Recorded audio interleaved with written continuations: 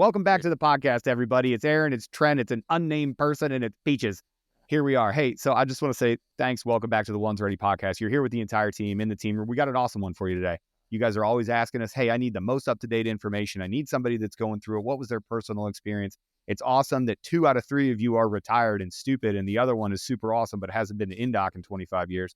Can we talk to somebody that's been through special warfare assessment and selection recently? Yes, you absolutely can. Welcome to the podcast, Mr. Unnamed Individual. How are you doing today, bud? Doing great. How are you? Man, we're all doing great. We want to talk about your experience in special warfare assessment and selection. I'm going to turn it over to Trent. You and Trent had a great conversation leading up to this podcast. Everything that Trent was telling us, it just checked all the boxes for us. Just before we hop into that, a little housekeeping. If you guys like the podcast, please like, subscribe, share, and save it. Give out the reels. We put out a ton of reels and a ton of information every day.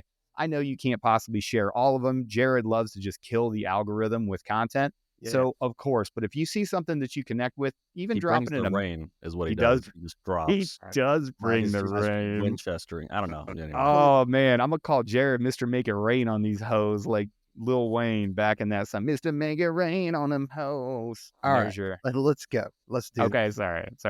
We digress. Go to onesready.com. Check everything out. Trent, can you kind of give us the lead up and tell us why Mr. Make It Rain is with us here? Yeah, well, actually, I said terrible things about you to the guys before we start talking. But honestly, like people, there's a lot of mystery and unknowns surrounding the ANS, right? Everybody wants to know about it. We were constantly getting hit up. You know, people are like, "Hey, can you get a younger person on that just barely went through?" And it's really difficult to find someone that has recently been an ANS to get on the podcast to share like their experiences and to give relevant advice to the younger folks.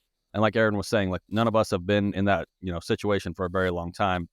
And so even though that we are smarter than you and we know more than you do, like people want to hear from you about how you got involved in the Air Force Special Warfare stuff and leading up to ANS, what do you wish you would have had known?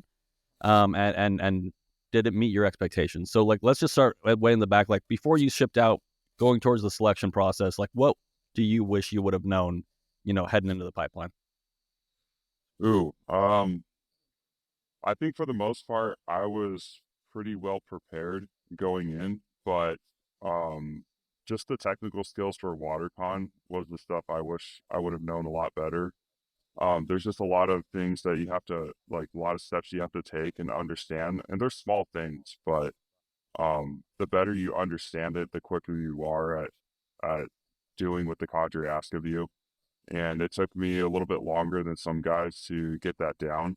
So I had videos that I was looking up on YouTube. I had some guys that maybe have gone through like years ago, and so were showing me how to do things, but I didn't really know what I was doing until I got there and the cadre were teaching me. So I think that was one of the things that took a while for me to grasp. Right. And the attention to detail, we always harp on this, right? Like there's training before you join, which is I don't think people understand how loosey-goosey a lot of that training is compared to what it's like in the pipeline. Was the attention to detail and specifically how you do these things in a very specific ways, was that surprising to you once you got into the pipeline, comparing it to your pre-pipeline training? It wasn't necessarily surprising because, I've been in the military for 7+ years, and the attention to details critical in my job that I do now. I'm a crew chief. So those are skills that I've kind of learned to adapt over time. But there was a high amount of like, hey, you got to do it just like this. You have to do it like this. And if it's even slightly off, then the whole team's getting smoked. And it wasn't surprising, but at the same time, it's the name of the game. Right. So WaterCon was the big thing. I do want to ask though, going back pre-pipeline still, what were you really good at that allowed you to make it? A lot of people don't even make it into ANS or anything like that. Like to do what you did, and we're trying to not out you as who you are when you graduated or anything like that. What were you good at that allowed you to get to that point to give you the space to learn the WaterCon stuff? So honestly, I think the best thing I was at was just having the mental game kind of set there already. I've already put myself through some difficult things, some challenges, that would get my mental game up and ready to go. So whatever they threw at me, albeit I had to learn new skills and new ways to do things. Mentally, I just was kind of pushed a little bit, doing the things that I did. For example, I did some ultra marathons before. I would just push myself really hard on cows.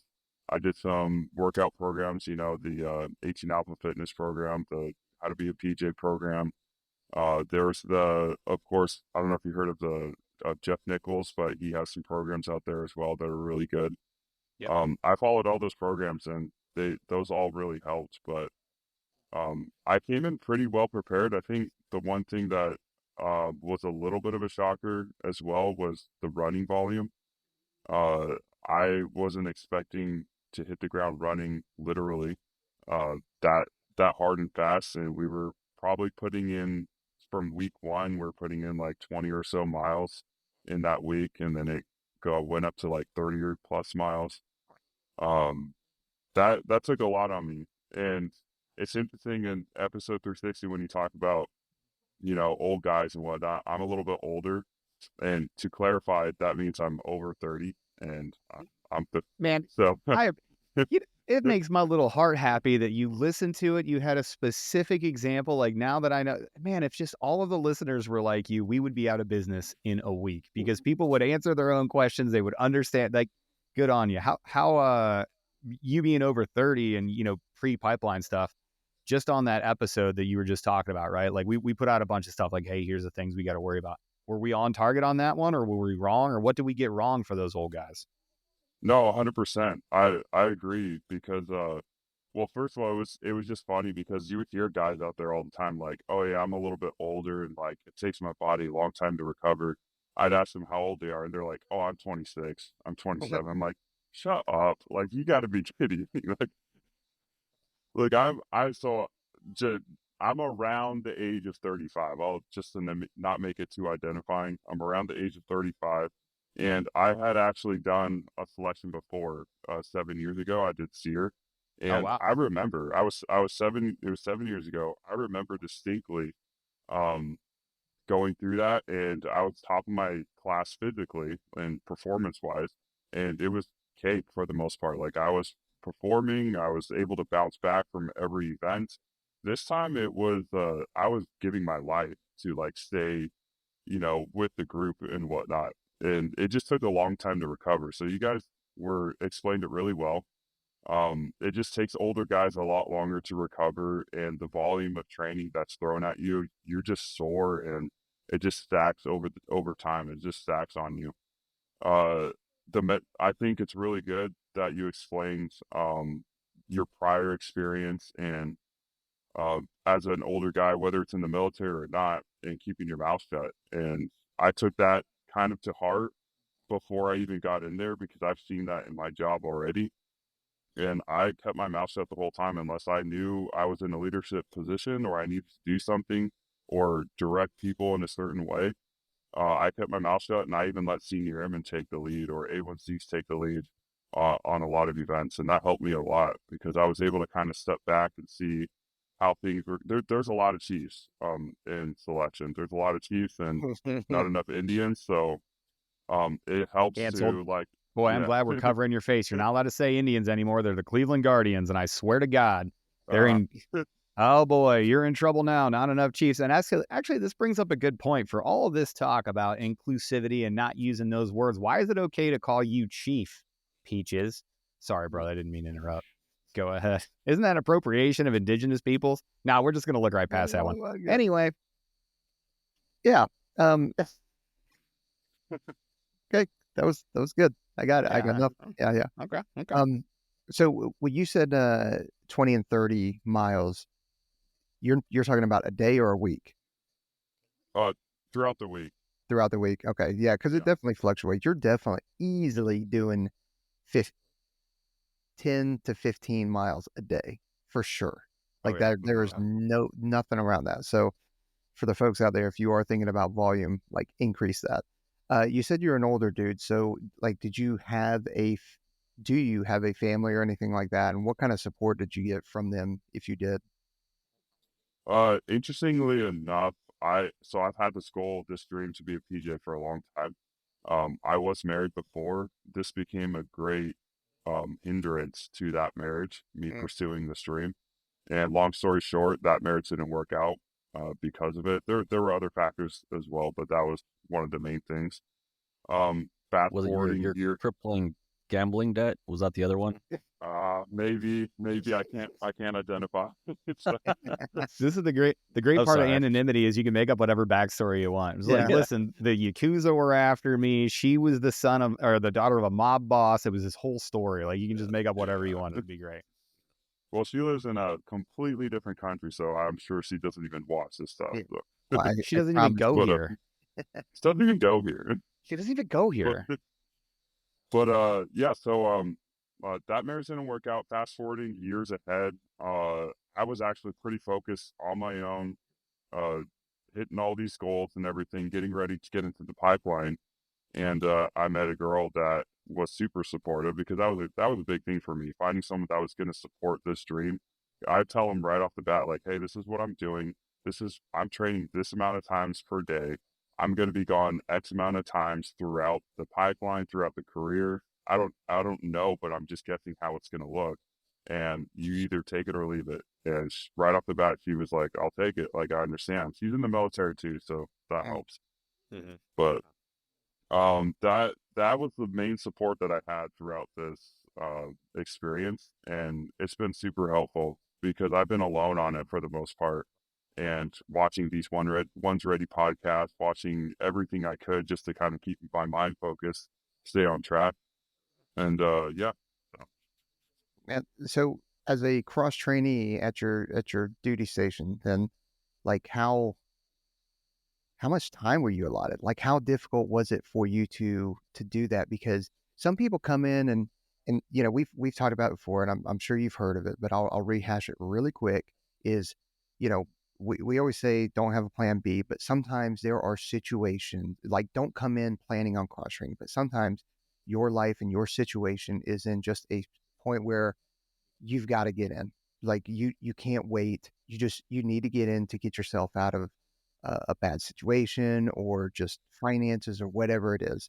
So you get in and then you plan on cross training. So there are those kind of exceptions, but it is difficult because if you're a maintainer, you're working some long days and you're smoked at the end of it. Same if you're a security forces dude. Like whereas some other jobs in the Air Force probably have that flexibility, and it also depends on your supervisor. So how did it work out for you? Yeah, so great question. It was very difficult because I am a maintainer, F-16 crew chief, and working on the flight line, it's easily 10 plus 12-hour days, and oftentimes I would have to ask work off to go take an IFT or do a development session, or because we didn't even have a deep end pool where I'm at, so I have to drive an hour to go to a pool that has a deep end to even practice in. There's a lot of dedication there. Obviously, there's a lot of commitment, but being older, I think it does help to have that discipline, that grit to just get after it. I think it's easier to make excuses when you have so much ahead of you. I don't have that much more ahead of me per se. Like I know what I want. I know what I'm going for.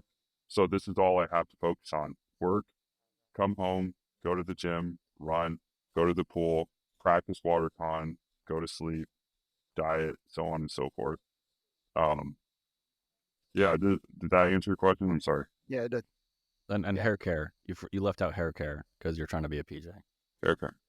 Yeah, Listen, that's we really important. I've been trying different styles and everything to make sure I get it right. So Yeah, Trent. So Trent has a heart out today. Trent had a little bit of a shift. There's a rule about timelines. You never shift left. Well, apparently school age soccer children don't respect those timelines. So Trent, we're going to turn it over to you before your heart out here if you want to get a couple more questions in so that we can get you going. Yeah, like this is my opportunity to just jump ahead and blow up the podcast, and these guys can pick up the pieces later after I'm gone. What was the most surprising part about ANS for you? so I wouldn't say this is probably not what people want to hear because this was just for me, but the two things that were most surprising was A, how terrible the DFAC food was for me. And that Fucking I'm not shout kidding. out. That was my biggest challenge. So it's no disgrace to the workers there and everything they did for us, but after like maybe a week and a half, the food was just getting so bland and flavorless, and Well, I was throwing up sometimes because I couldn't keep it down, Yeah. and that does affect training. So like having snacks, there would be very few times that we got base liberty. I got all the snacks I could to just supplement in between because I couldn't keep down some of that food that was given to us. Every day was almost the same thing. So I was like, I can't do it. Dude, that But aligns so well with like a deployment. You know, like you're out there and sometimes you're just eating the same stuff over and over and over again. And people back home are like, do you want more? Like, do you guys need toothbrushes and toothpaste? I'm like, I need hot sauce stat, like right now. Like if I could get hot sauce out here to put on stuff and actually like have some flavor and some spice in my life, like that is those little comforts that you need because after like a long day of getting crushed or doing whatever you're doing and eating the same thing over and over again, it's always the little things that like can either make it or just like, well, this day is just going to continue to suck because this food is garbage. Yeah. Mhm. Well, you know what's funny too? Oh, go ahead, bud. Sorry. Well, I was just one more thing. So I guess the other thing that was surprising out there, well, not necessarily surprising, but it was a challenge, was just overall. You hit it on episode 360, just talking about how like all the small little things that you have to adjust to.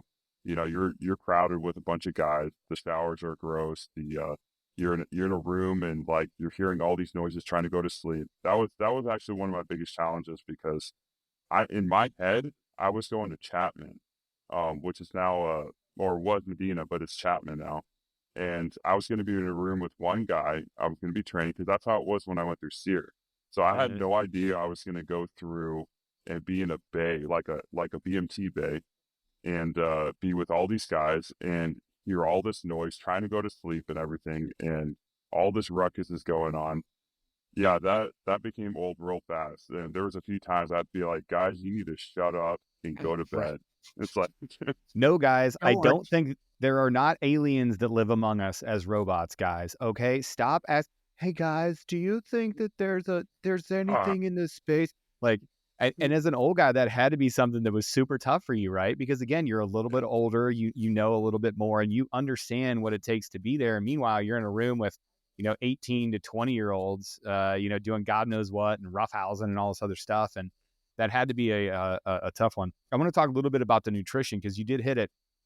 We get questions all the time about, hey, what supplement should I be taking before I get in? And then like, what kind of diet should I be on? You are going to get to Chapman and you're going to have the defag, and I will take the defag slander all day. The food is gross. I am a sociopath when it comes to this. I am the dude that'll go on deployment and Trent's like, oh, you got to send me hot sauce. You don't have to send me anything. I will literally eat the same. If you just gave me, remember in the Matrix where they had gruel and they would just like open it up and it was just gross. The guy was like, oh, it kind of tastes like cream of wheat. If that was a perfect nutritional profile for me, and I could eat that every single day, I would never think about food ever again. I would eat the same thing every single day and never think about it, and I would be perfectly fine. But other people need seasoning salts and little snackies and little treats. But that is something that I want to highlight because people that are out here now, and you're hitting every single one of those points. So, kudos to you because you understand this in a way that a lot of people don't. And that's why we had you on the podcast. But you're sitting in your quiet room that's perfectly 68 degrees by yourself on a Tempur-Pedic mattress. You're supplementing every single part of your training. You have pre-workout before you go, and you have carb, loaded drinks afterwards. And in the middle, hopefully you're going to drinkhoist.com and using Ones Ready at the checkout in order to have that hydration. But you're not necessarily going to have that when you go down to Chapman and when you go through these things. In that vein, some things that really affected you that you would have, if you could go back in time and be like, okay, well, I knew that it's going to be like this. Here's what I would start doing. And let's keep it into like the nutrition realm for this one, right? What are some things that you would do in order to prepare your nutrition and hydration leading up to you showing up to SWAS? So I wasn't prepared for the amount of Gatorade that we'd be forced to drink. That definitely All my homies hate Gatorade. Get on. The United States Air Force Academy has premixed hoist just everywhere because it's better than IV hydration, better than water, 100% better. However, okay, so the amount of Gatorade that you were forced to drink, number one. Yeah, but that's a good point because we were allowed to have like we didn't have voice. I didn't know about it at the time, but we were allowed to have hydration packets that we can pour into our canteens or Gatorade bottles, and that helped a lot hydration wise. Uh, as far as nutrition goes, so that I was that guy. Like I wasn't taking anything crazy or whatever, other than creatine and a lot of vitamins and minerals. Going out there, you can't take any of that. And just as you mentioned several times in the podcast, it has to have nutrition facts on whatever you're having. If it has anything supplemental, then you can't have it. They'll confiscate it, or you'll get in trouble for having it. Um, that being said, uh, preparation wise, I'm not sure how to word this. I just think just getting used to it. I think you mentioned in episode 360, getting used to not having those things for a period of time. You know, maybe for like 3 months prior to going in, just don't take any supplements, just don't take any vitamins. Hydrate a lot. Get used to forcing yourself to drink even when you don't want to drink, because that kind of plays the game with you mentally. You're constantly told to hydrate, and when the cognitive tell you to hydrate, it's not an option. You can't sit there, especially because I went through a summer class, so it's hot, and Yeah.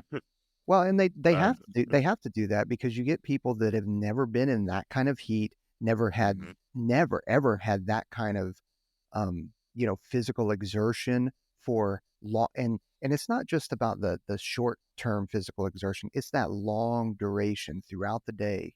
And last thing they need is somebody just getting seized up, and then they end up at the hospital and potentially risk their potential or potentially risk their future in the career field. yeah.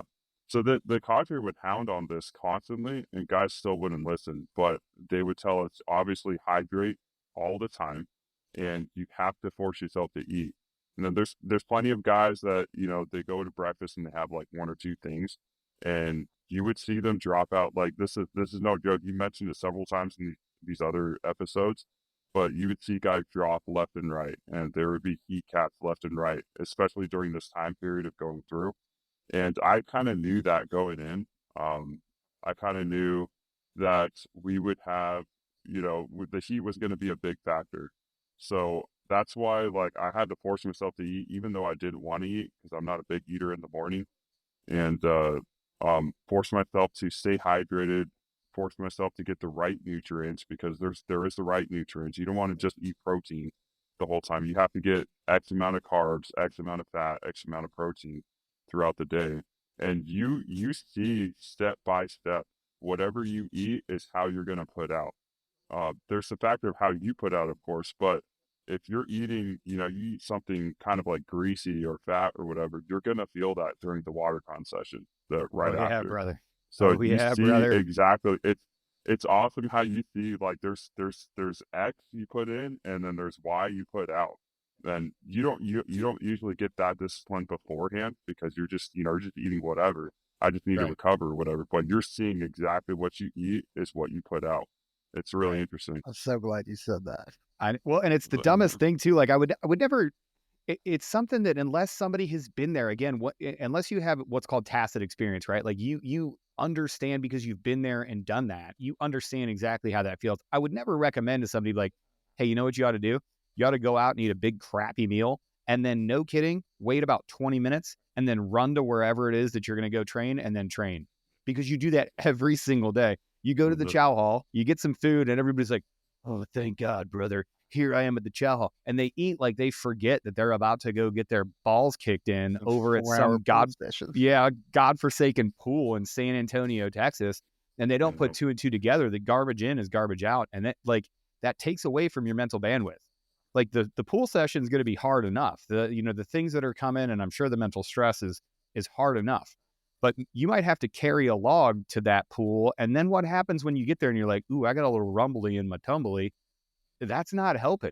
You're not helping yourself out. I want to shift gears a little bit, right? Because you're a cross trainee, you were an older dude that you were going in. I want to talk about the nuts and bolts of the A&S process, right? So as you show up, how much time did you have to really get into the weeds with your team and get to know everybody before you were starting to go into events? So we had, I'm not sure how SWIC was run before, because I've never been through SWIC, but we had guys that had been through SWIC, and then it became SWAS now. Just combined everything, but we had 0 week, and in 0 week, that's when you're doing all the admin stuff. You're doing introductions to some things, like introductions to G&Gs, introductions to Cal, introductions to Can you say what G&Gs is? Sorry, man. grass and gorilla. So that would be like doing various different types of exercises, whether it be, well, I can't say some of them, but whether it be like jumping Yeah. jacks or like, Yes, you can. Nobody's listening. You can do Smurf jacks. You can do monkey fuckers. You can do dead Exactly. bugs. You can do buddy carries. You can beat your boots. You can do a whole bunch of stuff. But basically, grass and gorillas are calisthenics, usually team or buddy focused, that you're doing out in the middle of a field. You put on a combat uniform and they're like, drag your buddy 100 meters over there. Okay, now you're going to carry him. You're going to do the saddleback carry. You're going to do the fireman's carry. You're going to do the piggyback. Like, there's a whole bunch of things. And this stuff, that's typically one of those events that it can be fun and it can be motivating, or it can be literal hell on earth. exactly. I agree. It's so 0 week nothing to add. stuff like that. It's terrible. Yeah. Now, hey, everybody, forward roll 200 meters. You get done and everybody just puking. You're like, this is worth. And then they're like, okay, tight, we're going to give you a break. Backwards roll. Come on back. Yeah, we'll swap directions I on you. never understood this. Like all the other different types of exercises, I was like, okay, this is building some type of muscle. This is helping you in some type of way, because you're going to be in various different positions and maneuvers. But the rolling part, I just could not understand. I'm just getting busy. Do you want to know why? It actually Sure. it actually has that operate. Yeah. So when you're in the ocean, or when you're in when you're diving, it's very common to have zero visual reference at all, completely blacked out. And in that system, your vestibular system has to sense what's up and what's down, what's left and what's right. And unless you train your vestibular system to constantly have that stuff sloshing around inside of your ears and inside of your vestibular system, it actually isn't as easy for you when you get to dive school to remain oriented and not have vertigo, to not have the room spin. Also, what I just said is a complete lie. We just do forward rolls to make you puke because the instructors are sadistic. But it sounded good when I said it. I was sitting here going like, dude, that entire time I didn't know that. Yeah. No, nobody did, because I just made it up to fuck with you. So there you go. Hey, Dan, that was really funny. Good job, Aaron. Anyway, so you got through the intros and all that time, I want to talk about the team dynamic, because people ask us all the time, hey, how's the team dynamic? During that time, you're also trying to get to know the personalities of the folks that you're with. You're trying to figure out the logistics of just simple movements. And I kind of want to focus on that a little bit. People focus on the events, right? They're like, oh, I'm a great runner. I can run 1.5 miles at 9:30. They're like, okay, well, tight. But you have to run everywhere that you're going, all over Chapman Annex. If they tell you to go to a schoolhouse that is 1.5 miles away, how do you think you're getting there? You're not riding a bus. You are going to get along with your team, and you're going to sing, and then you're going to run to that training event, and then you're going to go run the event, and then you're going to run back and all that other stuff. What were some of the things just in the day-to-day that surprised you or that taxed you more than you thought? Carrying the heat mitt gear? Is it, just moving from one place to another? What are some of those things? And it's like not G2, right? But it's like people don't understand just what it's like to go through the day-to-day, so they don't know how to prepare for it. So what were some of those events that you were like, oh crap, I didn't realize we were going to have to run to lunch every day. This sucks. Yeah. So as I mentioned before, the volume of training was a lot higher than, I knew it was going to be tough, but I thought it would build up a lot slower than it did. You hit the ground running right away. The volume of training starts right away, week one. And like if I remember that Monday, we were doing for almost 3 hours G&G, just straight G&Gs all that day, and we got a lot of people. We got a lot of people quitting on just that day. Yeah, dude, it happens, man. Like, and I am just so excited to hear how it is that you're going to talk about this, because it's something that people just don't understand. I'm sorry, let me get out of your way.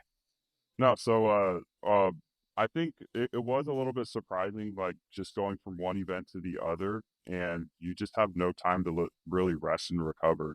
You're just going from, okay, so we just did 2-3 hours of G&Gs. Okay, now we're going to go to the pool and we're going to smoke you. And then after the pool, then, okay, now you're going to go lift weights and everything, which you think is like, it's slower paced, but lifting those weights after all that getting smoked, it's like, what am I doing? Like, I'm dying. Like, this is not helping at all. It's almost like you're not here to help me.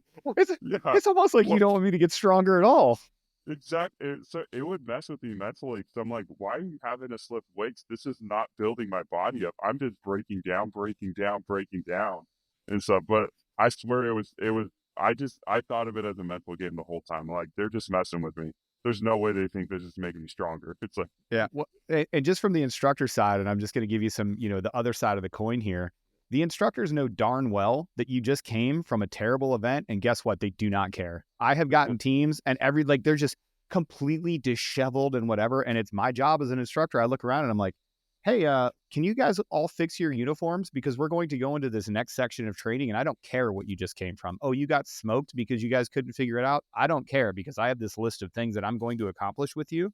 And the weightlifting coaches, I guarantee they do not care how hard grass and gorillas were. They were like, hey, here's the weightlifting and physical preparation durability program that we're going to go through today, and I want your max effort.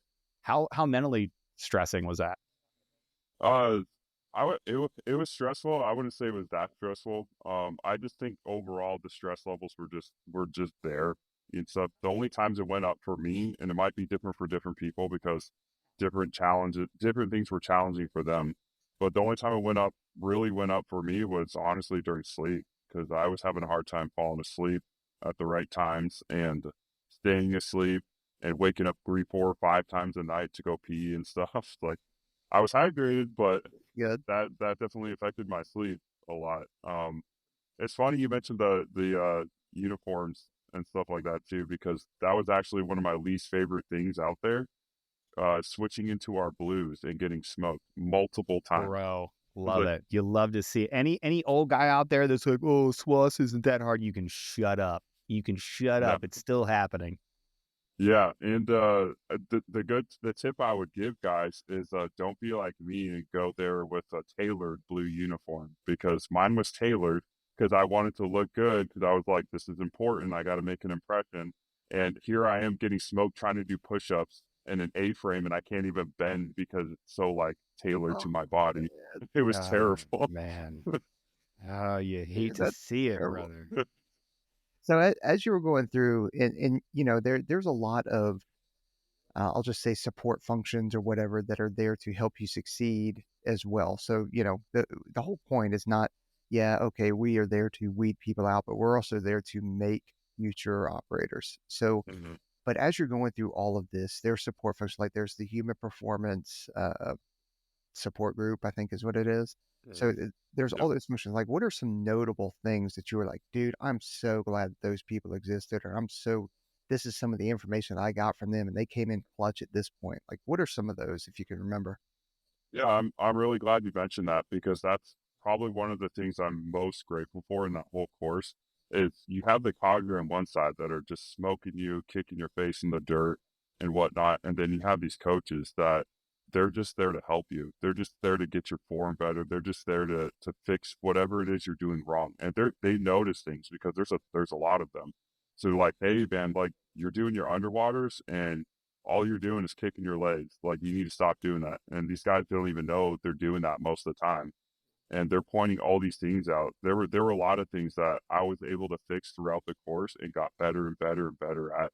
By the time I was at the end of the course, I was like, for example, finning.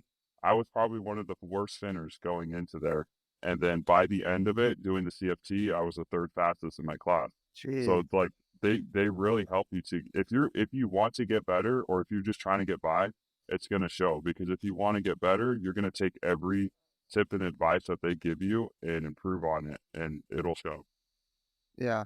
And did you have to see any kind of medical folks or anything like that in terms of, cellulitis or, the cuts and bruises and that kind of stuff? So they definitely have those available. I don't know like how it was in the past necessarily, but there was this huge thing in our class that everybody tried to avoid them as much as possible. And because we didn't want to, and I especially, I'll admit that, and that actually led to my downfall in the end, is just avoiding going to the athletic trainers and the medical people, because I just didn't want to get washed back at all. Yeah. But it turns out getting washed back is better than getting washed out. So Yeah. Can you tell us why is that the reason why? I mean, I'm assuming why. I mean, we saw this. You never want to go to medical, right? Like that's always a thing that people are resistant to. But is that the feeling that they felt like if I go to medical, then they're gonna wash me back and they're gonna kick me out and whatever else? Is that why they're hesitant to get there? Because that's good input for our HPSG folks. Mm-hmm. Yeah. Okay. So they make it a point. I mean, they explain to us several times that like, hey, we're not here to wash you out. We're going to do everything we can to keep you in the course. Some things are unpreventable. Like if you got broken bones and whatnot, then like you can't keep going. That's not medically safe for you, and they will be liable as well if they know that you have broken bones and you're going to keep going. But that being said, I mean, there are people that go through the course with broken bones and they push through it. So there's a healthy culture of like grit and pushing through it, and I think them letting you know like, hey, we're here to help you. So there's still guys going there, they're still getting help that they need, but I think for the most part people push it a little bit further than they should to try to stay in the course as long as they can, and I was one of them. Well, Okay. dude, I mean, I'll tell you, and Aaron kind of touched on it a little bit, is that unfortunately that mindset, at least on the older side of the house, is still there. Like even I still do not like going to medical just because Right. at the risk of getting the NIF. Now, I will tell you though, once we started inputting POTIF into and these teams into the units, a lot of that went away because we had to build up trust. And even then, you know, your first meeting, you're still like, I don't know if I'm going to tell you everything that's going on with me right now because I still want to go on this training trip. You know, I'm going on a jump trip next week, or I'm got a deployment in 2 months, and I don't want to risk that. But that has gone away a lot. So no, that is good feedback. And I think it's justified for you guys to worry about that. I mean, you have spent, 6 months to a year training to just be in the position that you're at right then. And the last thing Exactly. you want to do is say something wrong or highlight yourself in a way that now that dream gets crushed. So I can appreciate it. Yeah, so just real quick, I think one distinction to make, and it's really important for guys going in, is that there's a line between whether you should push it or not, right? And if you're not sure where that line is, like let's say your leg is hurting really bad, and you're not sure, should I just keep pushing through this and possibly get washed back, or should I like go talk to someone? The athletic trainers, you could talk to them. They're not necessarily there. They're kind of there to triage what's going on. So if you say, hey, I don't want to get washed back, like this, make that a point. I'm not trying to like go get examined like an MRI or anything, but this is hurting. Is there anything you could do to help me? They'll like give you stretches or roll this out or whatever. And that might be the only problem you have. So definitely go see the athletic trainers as much as you can. But if it's like a persistent thing and it just won't go away, then you got to go to medical. You can't be dumb about it. There's guys that blew out eardrums because they couldn't clear their ears and they went down anyway because they're like, I'll just push it through, and then they blew the eardrum out. And now they're out of the course. So Yeah. just, And we've talked about it before. It's the difference between being hurt and injured. Listen, you're going to have to train hurt. I don't know what to tell you about that, man. Like you're just going to have to train hurt. There's going to be things that your leg hurts, your knee hurts, things are not okay, things are not articulating correctly. You have a shoulder that you can't raise above your head. Okay, that's hurt. But you need to go to these professionals and see if you're injured.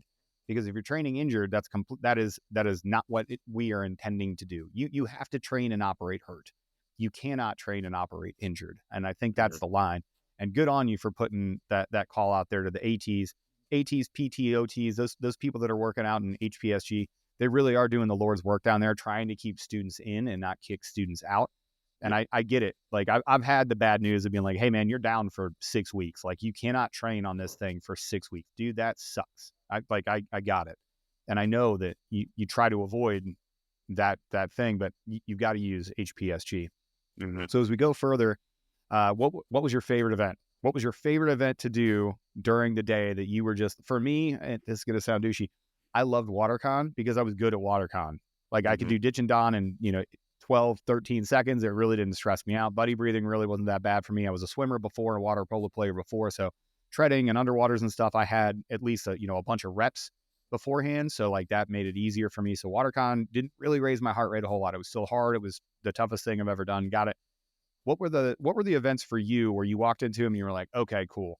This isn't time off, but I'm engaged. I like doing this. And I think like this, you would walk out of those events, you'd be like, hell yeah, this is why I'm here. Yeah, you're gonna laugh because most people will think I'm crazy saying this, but my number one favorite event is rucking. I enjoy rucking for some reason. Like I love rucking. Yeah. And I think I like it mostly because I see everyone suffering around me. And they're Say just it. like they're Got it. struggling. I know. I take their I know. Yeah. You're right. It's Yeah. it's almost, you can almost like take their power. Rucking is great. You can just turn your brain off. I get it. It's heavy. It sucks. I just turn my brain. I'm like, listen, there ain't nothing to do here but put one foot in front of the other. And every time I see somebody stop, that you see him stop and they do the bend over thing, like putting the ruck up is going to help. And I'm like, Yeah. oh no, the ruck's beating you. And it gives me power. Yeah. So interesting enough, hopefully this doesn't identify too much, but in our class, this last class, we had during Hell Week, we had 13 guys drop out of that 12-mile ruck. And Whoa. they ended up coming back, but they Yo. dropped out of that well, there's only like 51 or 52 of us left at that point, and 13 of them dropped right in that first event. That was day one of everything. And there's a lot of Wow. factors going on with that. The heat was probably one of them. Staying hydrated is another. Probably Eating weak genetics. possibly. I mean, Possibly like, weak genetics. hydration. We Poor can't rule it hydration. out. Yeah. yeah. You can't say size necessarily because I'm not tall or short. I'm 5'8.5", 5'9". So like I was trying to keep up as well. I had to jog most of the time, but it was just the fact that like rucking and seeing guys like just dying in their face, and I'm just like, this isn't bad. Like that would just give me so much motivation to just be like, I got this, man. Like if this is hard for you, this is easy for me, kind of a thing. Well, But good for you. it's I love just the feelings. I can feel the feelings coming out of Peach's screen right now. How important is that though to find those little moments that happen? I bet you saw it both ways. You know, you were on a ruck and finally you're like, oh, thank God, something I'm good at. Let me refill my motivation cup here. You know, how important was that for your mental status? It's super important. You have to take the victories where you can get them because I was definitely not the best at everything. I mean, I struggled with running. I used to be a great runner, but over there, and maybe it's due to being a little bit older or whatnot, but I'm not nearly as fast, and I can't go as long, I guess, as I used to be able to go. And part of that was probably there was a lot of factors. I mean, there's hydration, there's heat, there's the pain I was feeling in my leg that was throughout the whole course. I didn't know what it was, but um, you have to take your victories where you can get them and everything. And something that's interesting that I learned after coming back is certain events that were easier or harder were due to like it possibly due to training, but some of it is due to body composition. So, for example, I was a thinker. I was one of the few guys that were like actual thinkers in the pool. So treading was tough for me. Weighted treads were the death of me. If you ask me what the hardest event was, hands down, I would say it was the over and backs or death treads. Oh yeah. That's where I was just like absolutely dying. And I thought in my mind, I was like, everybody, like this is the hardest thing for everybody. And I talked to other guys and they're like, that was the easiest thing for me. I was like, shut up. Like, what are you talking about? That was hard. And then when it comes to like bobbing, for example, it's because I'm a thinker, bobbing is like, I'm relaxing. Yeah. I'm chilling, bobbing the whole time. But they're just like, yeah, I hate bobbing. Like it terrifies me. I can't do it correctly or whatever. And I'm just like gasping for air. I'm like, bobbing's so easy. So it's funny how depending on the event and your training and your body composition or whatnot, X amount of factors, you are going to have a hard time or an easy time. And you have to take those victories where you can get them because it's a huge motivational booster. It's a huge, it's a huge boost for you. Oh yeah. Yeah, I'll tell you, the bobbing thing used to be the same thing where it's like, okay, this is so relaxing. And then I recently did a deep in fitness thing where, and I'm not what I was, when I went through the pipeline. So I have gained some weight. And so I'm a little bit more of a floater because I used to be a sinker too.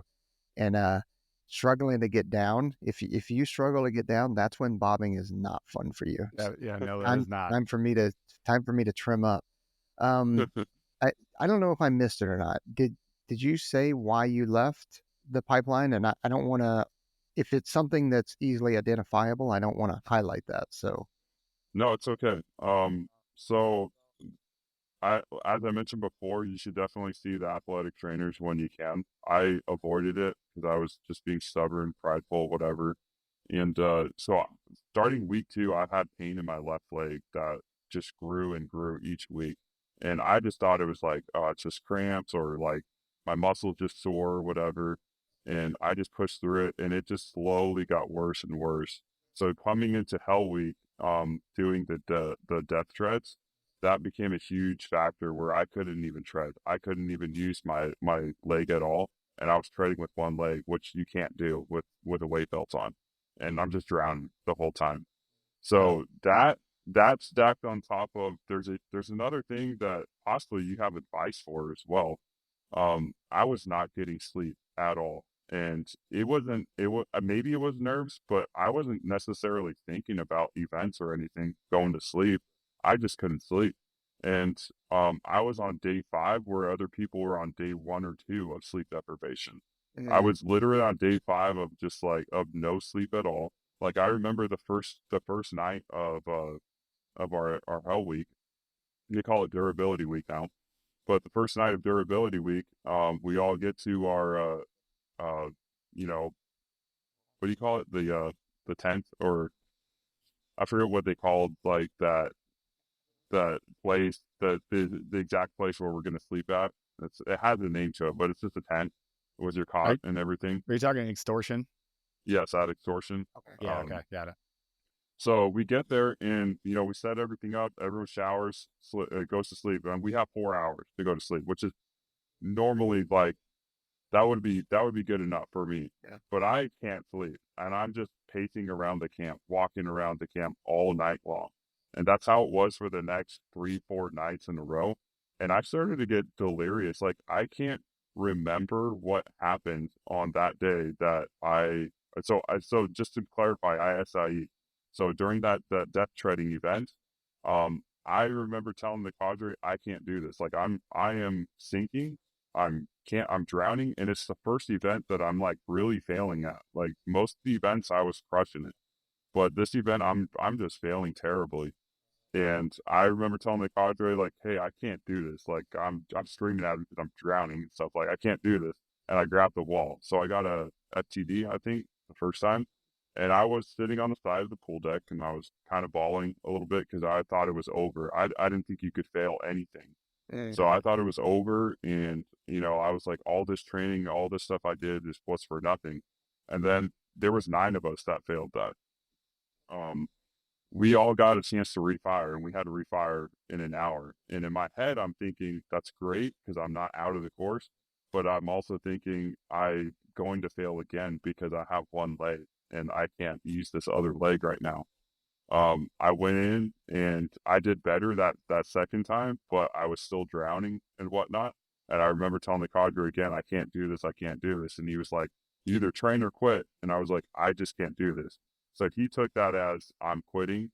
And before I knew it, I was being out processed as an SIE. And I swear, like, this is not me making excuses because I take full accountability for what I did and what I said. But I just don't remember, like, that I couldn't process what was happening at the time.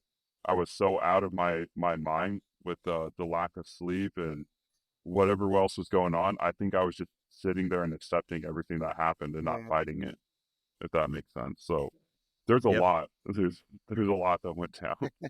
Yeah. But Yeah. Well, so what now for you then? I'm going back for sure. Like Hell yeah. I'm gonna be a PJ. That's there's no doubt in my mind about that. I actually got in touch with Chris Thomas. He became a huge help and inspiration for me. That's how I met Trent. I went down to the training event that he had in San Antonio, which is a huge help. Like what he's doing, I wish I had that before, where we can, he identifies every single step in WaterCon that you need to know and understand. And so my plan and goal moving forward is just to keep training, keep getting after it. I know what to expect now. There's two huge factors that I'm trying to figure out and master, and it's eating anything and everything and not complaining about it, and then B, finding a way to sleep in any condition. So putting myself in any condition, whether it's hot, it's cold, there's light, it's dark, there's noise, there's no noise, I have to learn to fall asleep because that's huge. Yeah. I'll tell you what, as the guy that was the NCOIC, like the sleep portion of it as well, that is the one thing that I was just an absolute tyrant on. I was like, this dorm, like, as we were in hard billets, that was way back in the day, like the exact training scenario that you mentioned, you know, you have a roommate and everybody's in a dorm, you go to sleep, whatever. That was the exact same thing that I went through. You know, but I was an absolute tyrant. I was like, this place better be a church at 7:00 at night. And at 7:30, the lights are out in the hallway, because that's 8 hours before your training start the next day. You know what I mean? Yeah. So for everybody out there that's, you know, hey, how are some little things that are going to make it happen? Number one, grow the F up. It's lights out at 7:30 or 8:00 at night, and you be quiet. You want to scroll on your phone like a dork, you go out to the day room. And when you come in here, you better be quiet. You're not using your flashlight or your headlamp to find your way to bed. You're walking in the dark and you're being as quiet as you possibly can be. You're not giggling with your wife or your girlfriend or your boyfriend, I don't care, on your phone. You're not doing all this crap. You were there to sleep. And it's like the number one thing that I keep hearing, because you keep bringing it up. It's the one thing that'll just drain you and drain you and drain you. Hey, 100%. before my heart out here, because I am unfortunately going to have to step away, but I don't want to stop the conversation because it's awesome. And I think there's a lot here. So I'm going to let you and Peaches continue as much as you possibly can. First and foremost, I want to say thank you.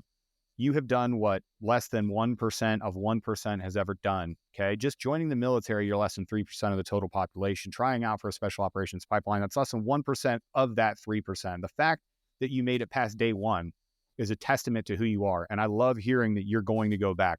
Go back. It sucks. I failed. I quit. I came back and I was a PJ for 18 years, and it irreparably changed, or irreparably harmed me in some ways, but it, no kidding, changed my life for the better and made me who I am today. And you can have that future too. You just have to learn your lessons from this first event. So first and foremost, brother, thank you for coming on. I appreciate your willingness to do something that not everybody else would do, because that's exactly who we're looking for. And to hear that you're still motivated to come back and you're willing to fix your problems, man, that's exactly why we wanted to have you on the podcast. So I just want to say thanks and start with gratitude from there. I'm going to leave you with a question that Peaches is going to have to field and dig into here as he gets closer to closing.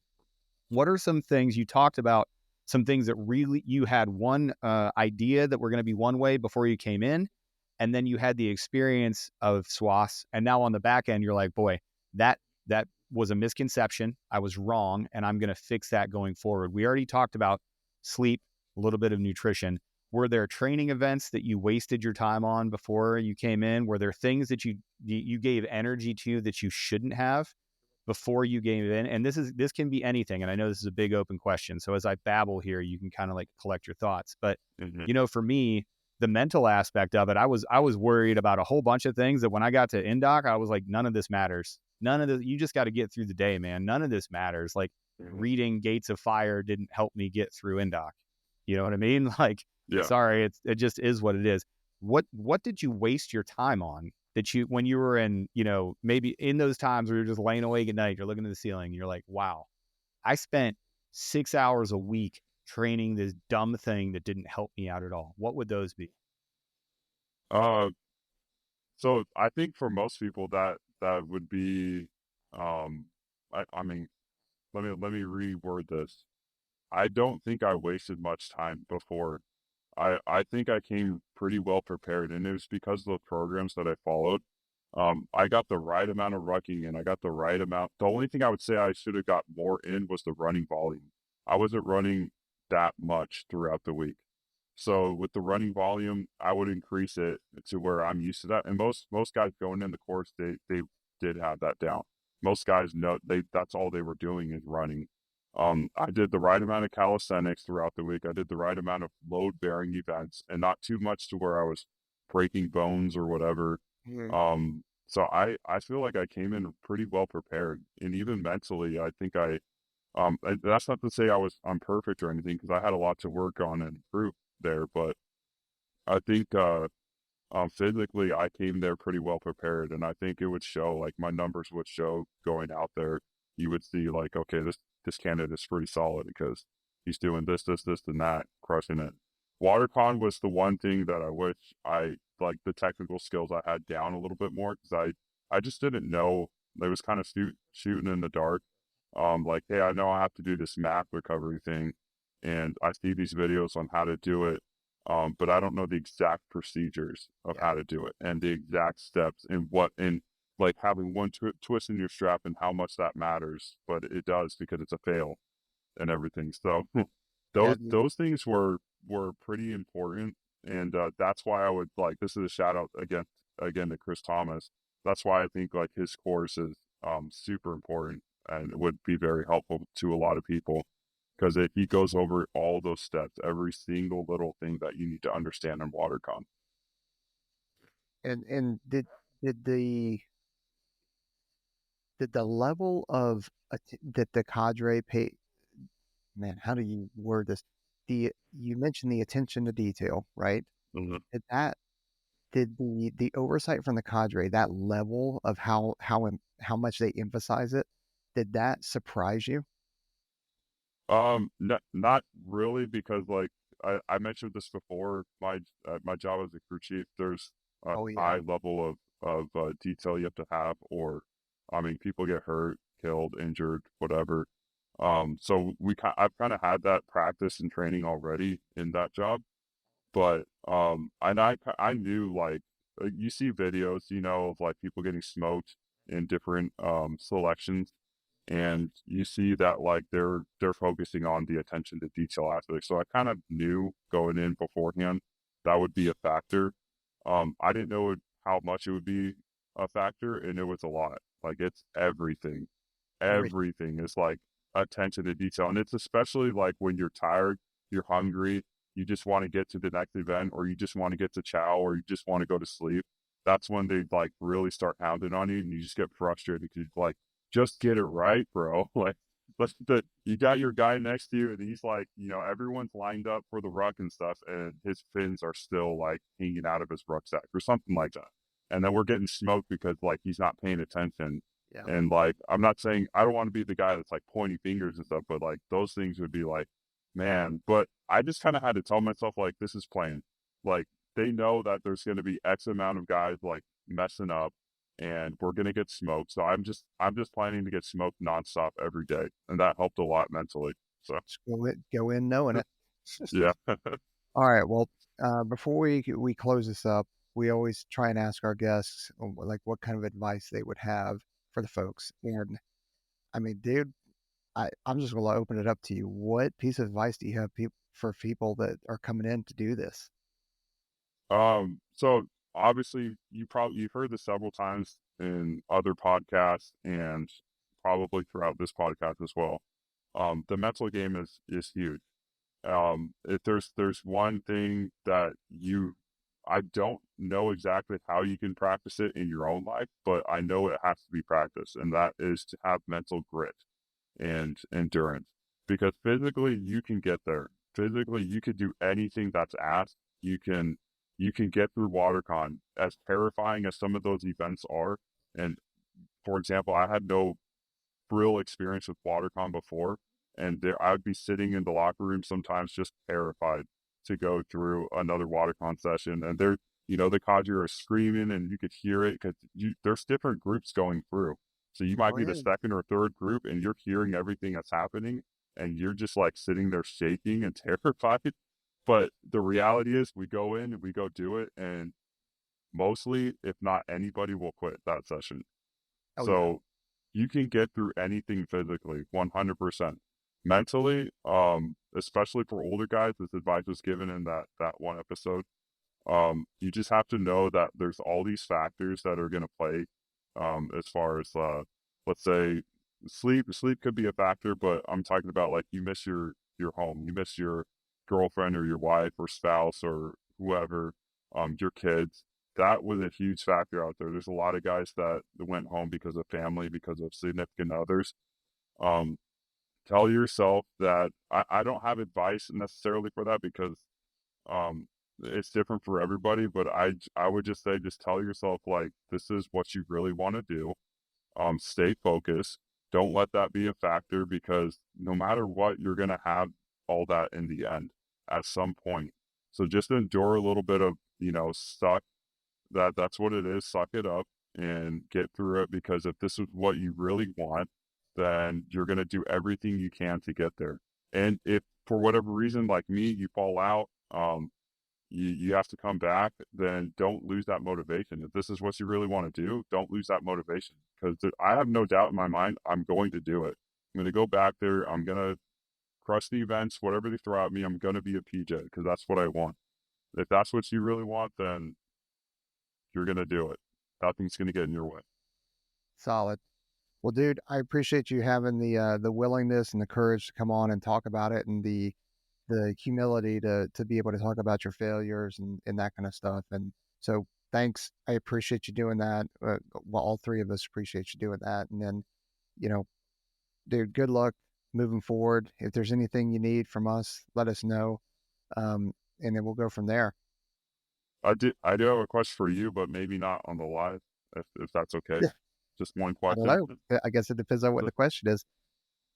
It's a technical question, so it's something I'm dealing with now. So I just got orders to Korea, and that's going to significantly hinder my coming back into the pipeline sooner.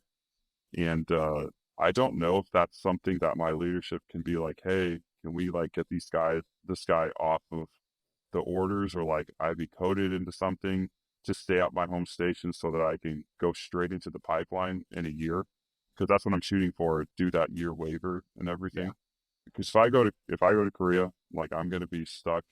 I'm going to be there for at least a year. I leave February, and then coming back, I have to do all the in-processing to get to my new home station, and then do the retraining button, and that takes months or whatever.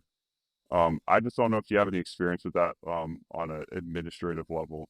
So Trent was the functional manager at AETC, and he was the one that approved all the cross training. So he would know better than I do. But with that said,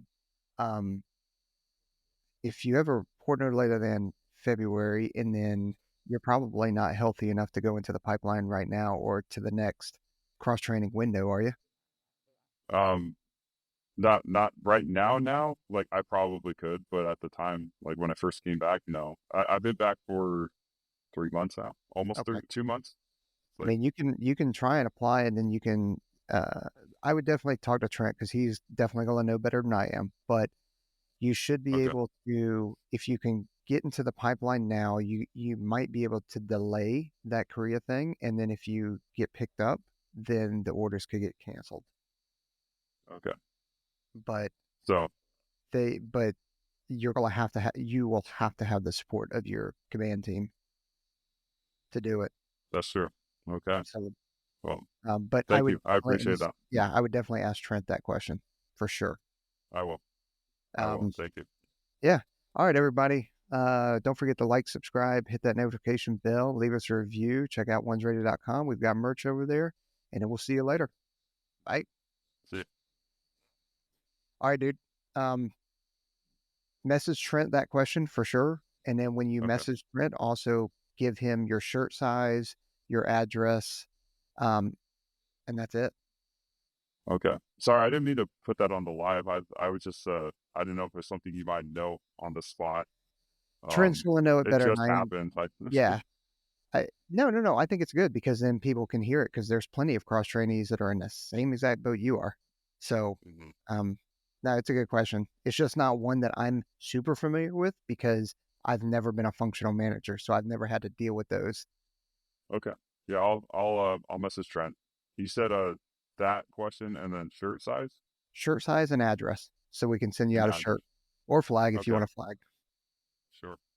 Awesome. So, thank you. I appreciate everything. Yeah, dude. You have a good one, and good luck. You too, sir. All right. Bye.